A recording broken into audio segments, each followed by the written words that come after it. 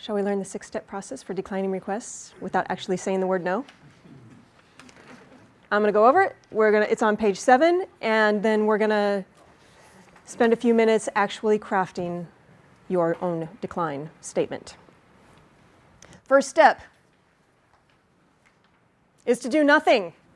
The first step is to create a pause so that you don't accidentally say yes out of habit and then have to pull it back or deliver too late.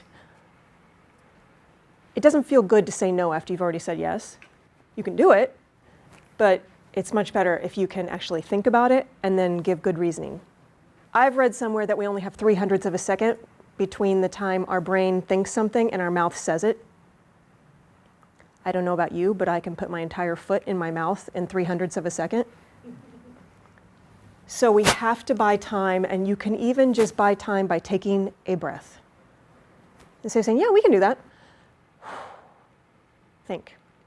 And then tell them you need to think about it. Unless you know right then and there you need to decline it. You can say, can I get back to you by, and be clear, can I get back to you by the end of today? And then you better follow up. You can't just ignore them, hide from them. They're going to be wondering. So this is part of maintaining and enhancing your reputation. You're going to ask for time, you're going to think about it, and you're going to get back to them. So they're going to know. The brain does not like uncertainty. This one's most important for extroverts and people pleasers. Introverts tend to be, are going to think anyways, so you know yourself better than anybody else. Anybody feel like this is something they need to work on because they're just default is, sure, I can do that. So practice this with easy ones, but start practicing, whether it's with your kids or whatever. Get a phrase in mind that's going to work for you. Give me a minute to think about that. Whatever works for you. Now is when you decline without actually saying the word no.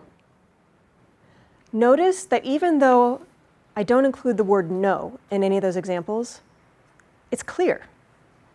There's no mights, there's no tries. Maybes. There's no maybes. We might be able to do that. Let me see if we can do that. Let me talk to the team. Maybe we can do that for you. What does that mean?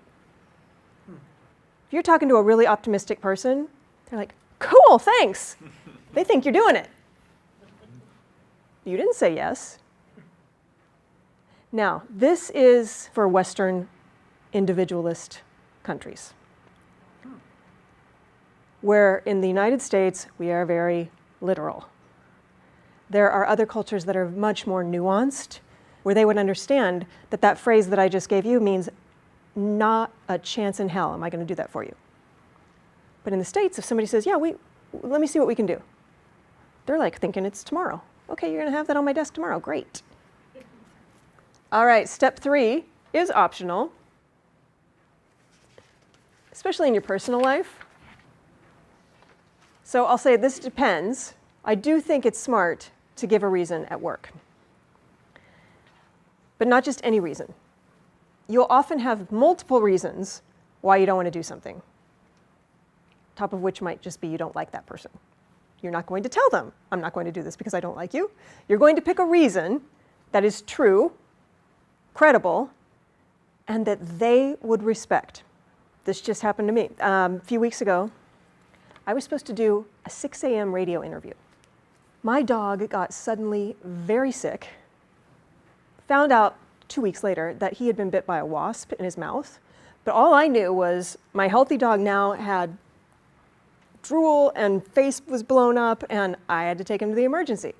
So I was in the emergency until 1 in the morning. I'm like, I can't do a radio interview at 6 in the morning. But I'm thinking, all the guilt, am I going to be letting this person down? What are they going to say about me? And then I didn't know if they were dog lovers. If I knew this person was a dog lover that was going to be interviewing me, no doubt I would have said, I was at the vet until 1 in the morning. My brain's not going to be working. But instead, I just said I was at the doctor's until 1 a.m. Still true. But I didn't know if they would respect that or not. So your reason could be something as simple as, it's personal. I'm sorry, I have a personal appointment. That may be to go watch your kids play, but you may know for a fact that your boss doesn't have kids, doesn't care about kids, thinks plays are dumb. So you might not give all that detail. Or your boss may really respect that and say, that's a role model for the rest of the group. I hope everybody else goes to their kids' performances. So your reason might be that this doesn't fit with our priorities. They could debate you on that, but it's your priorities. No, I'd have to move this and this and this off the plate, and I don't have permission to do that. I don't have the authority to do that. Right? So this isn't about being a jerk, but it's about there is not space on the plate for this task. And maybe if I liked you, I would make space on the plate, but right now we're not going to. I don't like it. And so you may just have to tell them. They may not understand. You may have to tell them and then give them permission to try and escalate. If you would like to go talk to Karen, or if you would like to go talk to Dave and rejigger my priorities, then I could do this.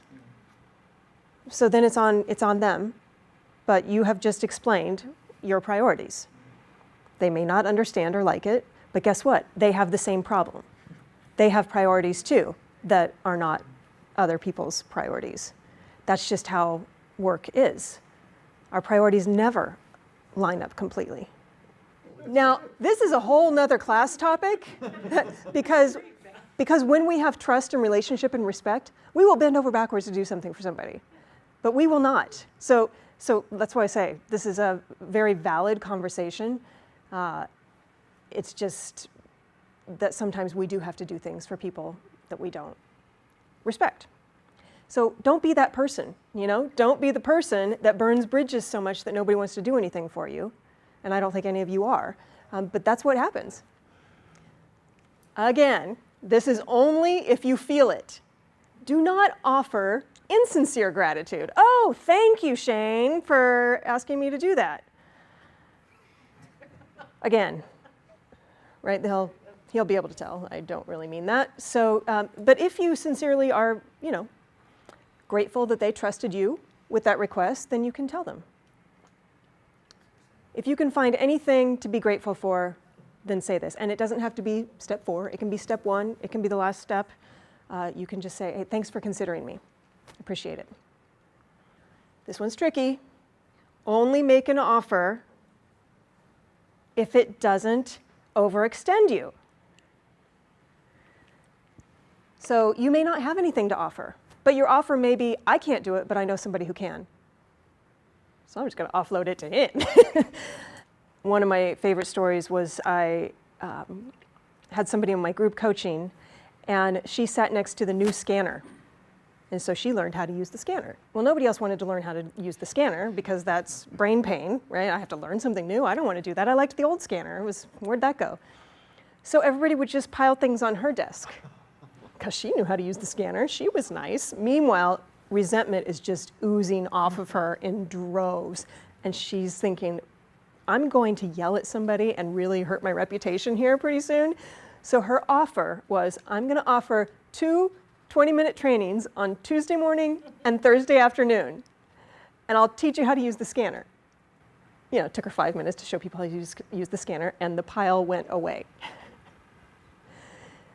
So didn't take a lot of her time, but it saved her yelling at somebody or just getting really resentful. Now, it is possible that you decline the request simply because you didn't like the person, or you decline the request because you were feeling selfish. I mean, that's possible, I suppose, although I'm not against being selfish. But most of the time, you're not declining requests malevolently, so there's no reason to feel guilty. So just do a check. Are you saying should? Oh, I should really have been nice to that person. I should really have said yes. Then you're probably going to be feeling guilty, and is that warranted here? You could shift it to, what was the gift that I just gave that person? By saying no clearly, or by telling them when I could do it, and they said, you know what, that's okay, I'm going to go to somebody else who can do it faster. Okay. I just gave them the gift of getting it done faster.